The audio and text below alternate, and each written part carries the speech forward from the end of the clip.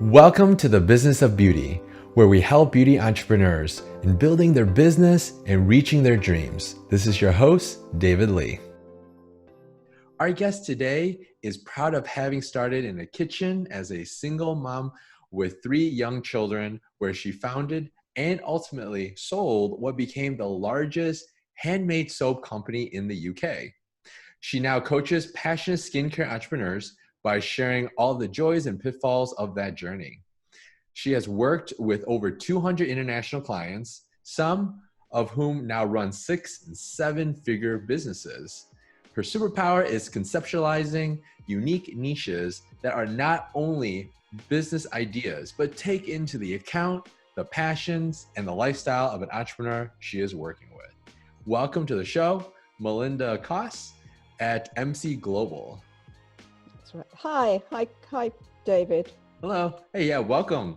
So we're really excited, especially based on when I first saw your saw the info that you gave us. Like, wow, this is really awesome. You have a lot of experience, and especially our community would be really. I feel like it would be really beneficial for our community to learn from your experience, your knowledge, going through all this. So I guess, without further ado, can you tell us a little bit more about yourself outside of the intro that I just gave? Well, I live in the south of France with my poodle Doris, and I live a virtual existence. I coach everybody via Skype. I run a membership group. I run a masterclass. I'm very old. What else could I tell you? There's great advantages in being very old because you've made the same mistake so many times over that you stop making them. Yeah. And I guess rather than looking at it from an old perspective, I look at it as wise, right? You're very wise. Yeah, I'm very right? wise. Yes. I'm the UK matriarch of this game. Hey, it's nice. So let's kind of jump right into what you do pretty much on a weekly, daily, weekly, monthly basis. You mentioned you help a lot of businesses, entrepreneurs, especially in the skincare arena. Yeah. So can you tell us a little bit more on how you help? Sure. I really started off, I realized that the journey that I went on when I built the handmade soap company was actually more valuable than selling soap. I mean, that learning curve was really huge. And there's a lot of brand agencies and skincare mentors that come at this from a marketing end. Yeah. But I come at it from someone that started with nothing, that built her business from scratch. So when I'm working with new entrepreneurs, I kind of understand their pain. So a lot of my coaching is about mindset, and it is actually about giving them the courage and the confidence to move their dreams forward. But also I've got the advantage of knowing and understanding all the commercial bits and the importance and what they actually have to do to compete in what's a very, very competitive industry. Yeah, absolutely. And now, do most of your entrepreneurs, your clients, are they, is this their first business? Are they very new to this, or do they have a lot of experience prior? I mean, yeah, so I mean, I like to work with entrepreneurs who have some sort of business skills, some sort of idea about the commercials, because it's quite hard if you're coming to this completely cold or coming into a business completely cold. I like to work with people who are right at the beginning of the journey, because that's when they make the most of their mistakes. They make assumptions about things, as I did. And I like to be able to channel their passion into something that's going to be very unique, and that they are going to be able to manage given their own lives. So you've got to, it's the whole person. I'm coaching the whole person, not just the business. Okay. So many of them are very interested in natural products. Many of them want to do good, have really been moved by the whole sort of reducing chemicals and no packaging and all these sort of messages that are incredibly hot right now. But it actually takes a lot more than that. It's about helping them to niche down to something that's going to be very special and to understand who their ideal customer is, and to understand. It amazes me how many new entrepreneurs haven't actually thought about how they're going to sell their products. They're usually so involved in the manufacturing of them and how they're going to work. And then you sort of say, but who are you going to sell them to, and how are you going to get to your retailers, or how are you going to do this online? How are you going to build your list? So they get a really heavy reality check. I think I'm known for being pretty no nonsense and quite tough. It's like tough love, right? It's really tough, right? Because if you're going to survive, and if you're really committed to doing this and building a business, you've got to be realistic, and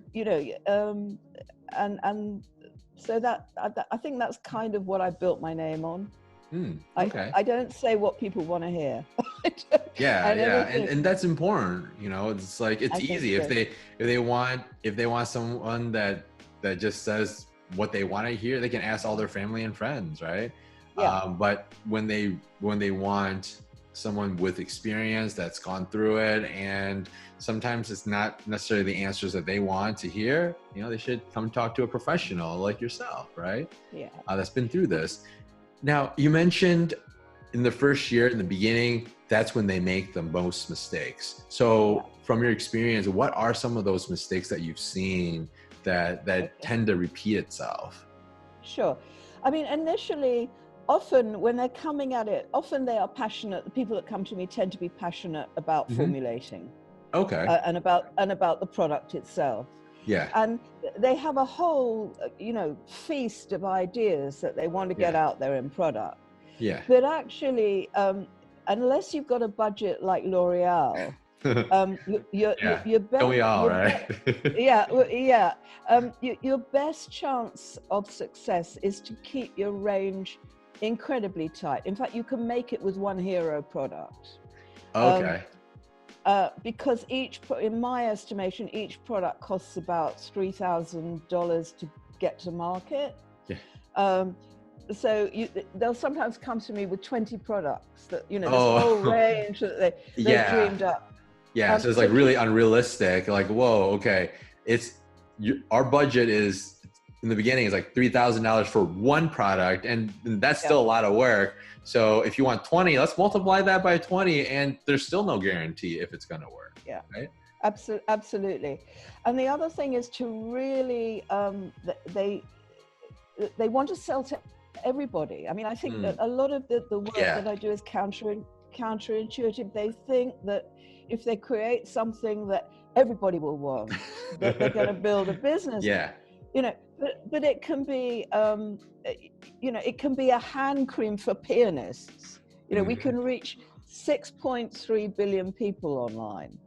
And if you can actually make a group of people feel that you've made something specially for them, and especially that deals with their problem, that is, you've got far more chance of success than coming up with, I mean, the classic is anti-aging for a woman that lives in a particular house that's earning ex-corporate. Well, this is classic. You don't want that. You want to go for the unique and the strange as a small entrepreneur. Because now, if you go broad, now you're competing with larger companies like L'Oreal, right? There's, I mean, let's be honest here, right? There's no way. Their budget, millions, billions of dollars, right? Startup budget, $3,000. So really, I mean, if you look at there's been some hugely successful, and some of the guys that I've worked with have been. I have a client in Dubai who came to me some years ago wanting to make a soap from camel's milk. Oh, okay, interesting. But his thinking behind that was that nobody produces anything in Dubai. You don't. It's not a manufacturing state. and I taught her, and I trained her in how to make the soap, and then she came on a consultancy program with me. Mm-hmm. And to give you, I mean, this was about 4 years ago. Mm-hmm. And she just retired her husband because she turned over $2 million this year. Wow. Camel's milk soap, one product. Yeah, what I thought. It's just got that. It's the tourist market, so it's about finding niches that are original and that are fresh, and that's what I love doing. I mean, to me, I look at the entrepreneur, and also one of the strengths that they have that they often ignore is that when they're thinking about who they want to sell the product to, which is the next most important issue, they need to look at who they already know, where they've got connections, where they can launch this from. Okay. So, it's like that little, like the Kindle that it kind of starts the fire, the flame, right? You got to have a little bit to kind of get it going, rather than, oh yeah, well, I'm really good at making the soap or the lotion, but no one I can talk to that might be even remotely interested in it. So now it's like swimming up the river, right? You're going against the wave. So what I'll do is I'll look at the person, I'll look at what they're excited about, what their idea is. I'll look at who they are, what their background is, and come up with something that will fit all those pieces together, so that the business almost becomes an extension of them. Okay. I love that. And that's really, I mean, a lot of the entrepreneurs that I've met are really, really passionate. I mean, if they weren't, I mean, they won't survive. That's the reality of it. If you're not passionate, if you can't get through all the difficult times, it's much easier finding a day job, right? 9 to 5, and you'll make more money that way too. Without having, if you have the right mindset, if you're willing to push through it, the opportunities are there. So I love what you mentioned. Now, can you talk a little bit more? I'm curious on that camel's milk product, right? Yes. What so in the beginning, like, did your client kind of figure out, okay, we already know our target market, and what was that target market, and has that evolved over time? She came to me with a clear target market, in that she wanted something that would be a sort of tourist buy, and something that was manufactured in Dubai. So I think her real ambition, I don't know if I should be talking in depth about her, I don't see why not. But I guess we can just talk about more of the public information too, right? I'm sure does she have a website? I'm sure this, and anything that's already public anyways. It's all out there. It's all out there. But what was missing was how she was going to produce it, how she was going to set it up, how to make soap, and the whole business side. It's just a really clear story. And I think that, take it away from the camel's milk, I think my most successful clients have been the ones that have a really clear and unique story. And if they haven't got one, I help them find one. That's what I love to do. But so when you say story, is it more of, how they got started with the product story, or is it more of a very particular niche and solution that they're a very unique problem that they're solving? It can come from either of those. I mean, stories sell. People's personal stories sell. We're living in a wonderful time where the more authentic you are, the better, which is great. So it's either their story or it's the product story. So I have a client in Canada, Huna, Huna, and she lived on a farm, and they grew all the herbs, and she's a botanist, and she made her products from these ingredients. So she's totally in touch with the process from planting the seeds to pressing the oils. Yeah, And because then she is the manufacturer of the raw ingredients, right? Yeah. So that, I mean, that's her story. But that's also been very, very powerful for her. And she now works with a university, and they're researching all the benefits of the particular ingredients that she uses in her products. So, you know, it's not about let's do a face cream, let's make it anti-aging, let's put it full of hyaluronic acid and let's get it out there. Because there's there's hundreds and thousands of competitors that are doing the same thing. So how do you get through that noise, right? And it sounds like for her, it's almost like, you know, like I mentioned, you know, what is your superpower? It's like that's like unique to her, and that's kind of like her superpower, or in her world, that's something that she can do because she owns a farm. That doesn't mean like so from the sound of it, so as an entrepreneur though, thinking as someone that's thinking about starting their business, it doesn't mean, okay, well, I'm just going to copy company X and repeat. Never. You can't, right? It comes from you. I have another client who makes hair products for Black women, fabulous marula oil products. Now, that started because she'd had real issues with her hair, you know.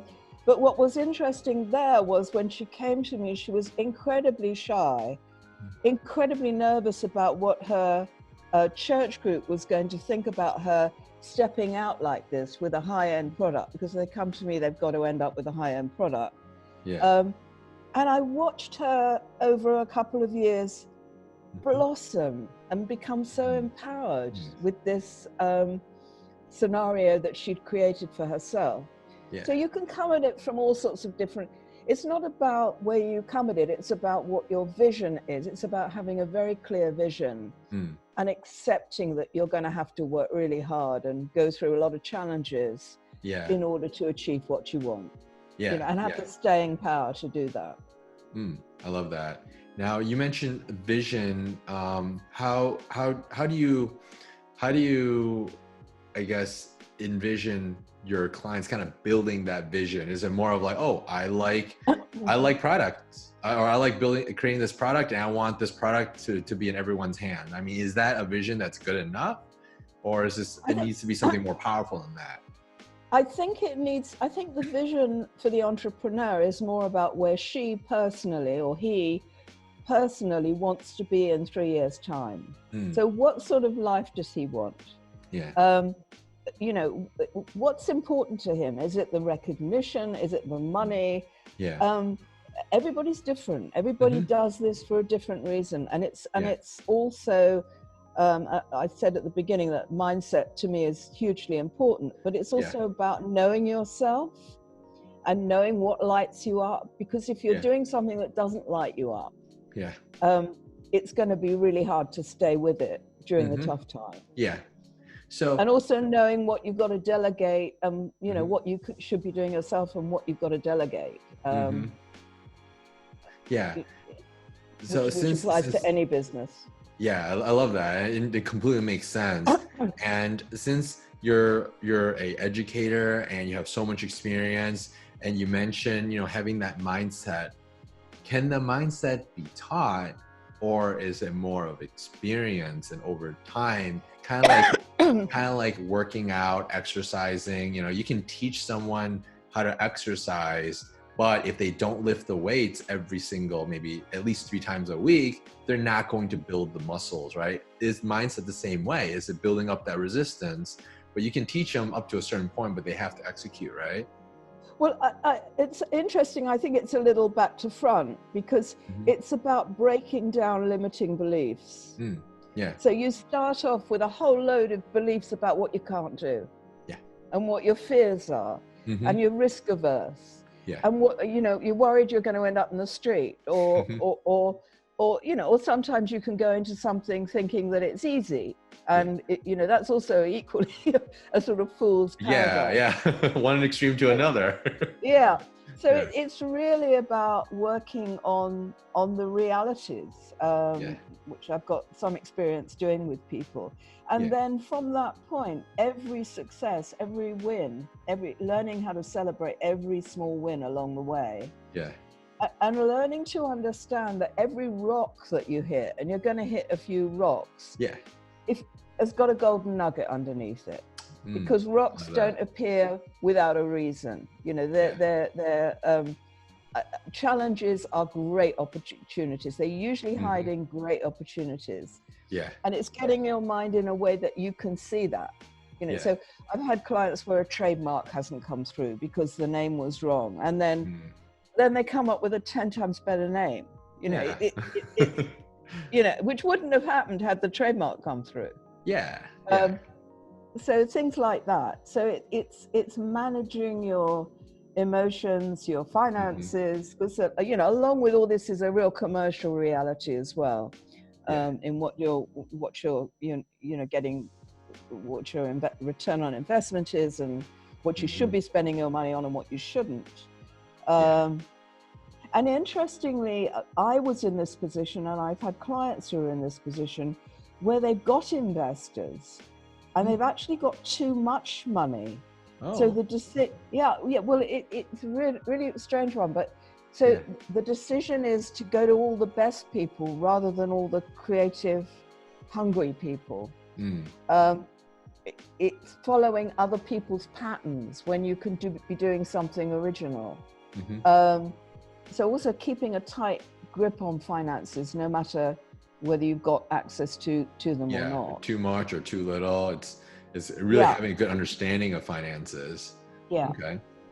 I hear stories all the time where, and it's not just in any particular industry, it goes across the board. When you get investors, it's all about the allocation of funding, of how the funds are being managed. It could go south really easily. And sometimes, like for someone that's a beginner that's starting off, I would encourage them not to get so much funding, maybe bootstrap a little bit, learn the business basics. Certainly in the first year. Before like maybe getting funding of like, I don't know, $100,000 or $500,000. Now that money can disappear overnight. It's really quick. Especially now, because there are so many media temptations. I remember one client came to me saying that she'd got this marketing company had got hold of her, and they wanted to create an app. But the last thing she needed was an app. She needed products. But they were going to put her, and she was going to be all over the app. So a lot of vanity came into this. And there's people out there waiting to take your money off you. And you have to know what the best choices are that you should make. And on top of that, so or to add to that, there's a time and place for that too. Maybe there would be a time where having an app would make sense, right? You never know, right? But maybe at her time in her phase of her business, she's not ready yet. Absolutely. I totally agree. Absolutely. So we have a lot of viewers that are new, that are thinking about starting the business. Maybe right now they're at home quarantined and they're like, hey, maybe this is a good time to think about, you know, one of my dreams, one of my passions about starting a business, a beauty business or skincare business. What would you say? What would you tell the individual? Well, I would say right now is the perfect opportunity for getting your basics right. Absolutely looking at your branding, looking at your messaging, looking at your social media, making sure your costings are right. Another common mistake. So this is the time because and I think that's kind of what I do. It's about building a solid foundation for business, because I know that if you do things right from the very beginning, even if you're not comfortable with things, I mean, profit margins, for example, when you're doing your costings, you've got to take into account, initially you might be thinking about just selling online. But if you've just built your costings on that basis, and then some major distributor comes along and says, look, I want 10,000 products, and you haven't built in the margin for that, you're going to miss some huge opportunities. So the time to get all this right is right at the very beginning. And that's how you can save yourself a lot of grief and a lot of money. So it's getting the basics right and making sure that all the pieces are in place now. So basics being the marketing, like branding, the cost model or the pricing model, right? Who you're knowing where you're going to sell, knowing who you're going to sell to, your target market, knowing your positioning, your brand positioning, thinking up campaigns, social media ideas, getting your blog going. You know, a lot of my clients at the moment, pre-launch, I encourage them to build sort of community groups, really build up anticipation on Instagram for their products. There's plenty to do before you spend money. You see, you can do all this. You can be ready to press the button on ordering your products. But you don't have to do that until you've got out there, got feedback. You know, I don't believe you should buy in your products and try and sell them. I believe you should sell your products and then buy them in. So you're saying no one should have boxes and boxes and boxes of their products. Oh my God, no. Getting ready to sell, right? Oh no. No, okay, that's good. That's good to know. Now, also, interesting enough, you know, you mentioned mostly focused. Now, are you assuming that the products are already developed, or would you go as far as saying, hey, you know what? Let's build the target market, the brand, and let's test the market first to see if anyone's actually even interested in buying my product, and if they are, okay, well, let's really get to work on manufacturing that product and start scaling that piece out. Is that what you're saying? Well, to some degree. I mean, you have to invest in testing. You know, there are a lot of, if you're selling in Europe, there's a lot of legalities involved around before you're actually allowed to go to market. But you can actually get a brand, if you're using a brand agency, they can draw up prototypes of your products so that you know exactly what they're going to look like, packaged. And you can make your initial samples at home or yourself, or get the small lab to do them. Buy a kilo, and then you can go to a buyer with a jar of product and images of what this is going to look like. You don't have to have ordered all your labels and press the button on your contract manufacturer, but you have samples of everything and a real strong visual representation of what your brand will look like. That's actually all you need. Oh, okay. Yeah. That's Sounds like a walk in the park. Sounds really easy, but in reality, how long typically does this take? Like all that in the intro, you know, this beginning part, a week, a month, many months, a year, or more? I would say it probably takes about 6 months. 6 months. Okay. Just to get to that point, because well, if they're working with me, I do if they're working one-to-one with me, and I'm not trying to sell anything here because I only take on 2 clients at a time now on my one-to-one program. So I'm not trying to sell that. But that's a 16-week program. So they work with me over 4 months to make sure all these pieces are right. And at the end of that, I expect them to have, I'm working with the branding agency, to have graphic representations of what they're going to do, know what their products are, and more importantly, to have planned their route to market. And that's working with you, with someone with a lot of experience going through this, and it has helped many entrepreneurs. So that's 4 months. So if they're trying to do this alone, or trying to Google everything, or just trying to read books or watch YouTube, it's going to take a lot longer, realistically. Well, it's a lot of people just jump in and they get it wrong. No, you can waste an awful lot of money in this game. Money, time, doing things wrong, which is how I sort of found my niche. But I mean, once you get into working with a contract manufacturer, which I advise most of my clients to do, because You don't want to be sitting with your head in a pot making product. You want to be building a business and growing it and get out there selling it. Yeah, and the contract manufacturer already has all the equipment, right, and the technology, and some, or if most have, would even have a chemist on, absolutely. in-house. I mean, the issue is they usually want relatively large MOQs to start off. That's one restriction, but the average contract manufacturer will quote you 6 months to go through from product development through to testing. Stability tests can take 3 months. So you're talking probably a year before you're ready to start supplying stores, but there's an awful lot you can do during that year. It doesn't that you should be doing.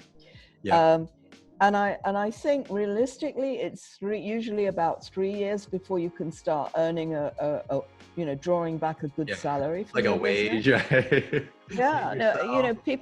People think they're just going to do this, or they're going to sell on a stall or whatever, and they have no idea of what's really involved here. Now, with and that, if you're going to do it, what? Say again? If you're going to do it and you're so passionate about it, do it properly. Really do it properly. Now, since you mentioned, from the manufacturing to branding to everything else, it could, very easily take up a year. Now, for individuals that, knowing that, either they have maybe a day job, what would you recommend? Would you recommend, keeping their day job, or save up for enough capital where they can fund their business and pay themselves out of their own savings for a year to start this passion? What would you recommend? I think what they have to start with is they have to start with a figure that they have to be bringing in to cover their basic living expenses. And then they need to work backwards and see that if they were doing this full time, how much product would they have to sell to put themselves in that position? And then they've got to consider that it's going to be do cash flow spreadsheets and know who they're going to sell to. There's lots of different situations. You might have somebody that works that's a beautician in a spa that wants to create a range of products, but because they're a beautician in a spa, they already have somewhere they can sell them. So it works out well. So there's all sorts of different, it depends who they are, where they are, and why they want to do this, and why they feel it's a good idea to do it. Cover however you've got to do it, whether it's part-time work or full. I mean, I have people with 3 kids and full-time jobs that are so passionate about this that they manage to do it. It takes them longer, but they're up in the middle of the night. And that's from my intro and what you shared with me in the beginning. You started with your business, right, with 3 kids. I only have a 6-month-old right now, and I don't know how you handle 3. So 1 is really already tough enough. I had 3 under 2s because I had twins, and I used to put them in a room with a thick carpet and close the door. A pile of toys. No, I don't. Look, they grew up. They're great human beings. How they grew up, I don't know. They're great human beings, but you've got your priorities, and you have to. As I said, I like to deal with the whole lifestyle, and your quality of life is important, and it's important that you're able to do the things you love to do while you're building this business. I love it. So it's about the person, and if it's going to take longer, then it's going to take longer. The important thing is you and how you live. And what I hear a lot is building a business, it's not a sprint, it's a marathon, right? You gotta keep going. Don't run out of gas, right? Don't stress yourself out to a point where you're giving up in the middle of the run, right? Pace yourself, keep it going, have a plan, right? And work with a professional. Right? So, thank you so much for your time. But very welcome. Can you tell us how can our viewers reach you? How can they contact you or learn more about the programs that you offer? What can they do? I've got two key ways that I work with people, well, three key ways. One is my high-end program, my 16-week program, which is, you know, we're talking June before they could get on that, and it's sort of by interview. I get so involved in people's businesses that I really want to be sure that I can and it's an expensive program, so I like to be really sure that I can help them before I'll work with them. I have an online masterclass that they can buy if they go to melindacost.com/masterclass. And most excitingly, a few months ago, I launched a Fast Track to Success membership, and it's just for skincare entrepreneurs. Okay. And it's £35 a month, so it's nothing. Yeah. And they get hot seat sessions with me, Q&A sessions. It's a great family of entrepreneurs. Some are further ahead, some of my former clients. It was a way that we could keep in contact. But that is panning out. That's a really exciting place to be. And that's melindacost.com/membership. Okay. Yeah, for I sure. think you're putting links up, aren't you, on that? Yep. It'll be in the show notes. It'll be on our page. It'll be in the resource section. Yeah. So, but I'm working far less one-to-one now. So the membership is great because it's I love groups because they're really supportive of each other. Yeah. So yeah, that's what I'm kind of encouraging people to do if they want to work with me at the moment. Okay. Yeah, that makes a lot of sense. They can keep their thousands of dollars in their wallet. Well, yeah, and they can invest it back into their business, maybe start working on that one product, right? That they need to work on and start investing into expanding their branding, their marketing and whatnot. That will get them further too. Yeah. They'll find lots of snippets about that on Instagram at the moment. So I think you're putting my details below the interview, aren't you? Yep. Yeah. Yep. So if they find me on Instagram, they'll get some snippets on that. Yeah, very good. Yeah. Very good. Well, again, thank you so much for your time. And you're very welcome. Well, we'll see you next time. Okay. Good luck, New York. God bless New York at the moment, and Michigan, and Michigan. And Michigan. Yeah. I mean, the whole world right now. Well, thank you.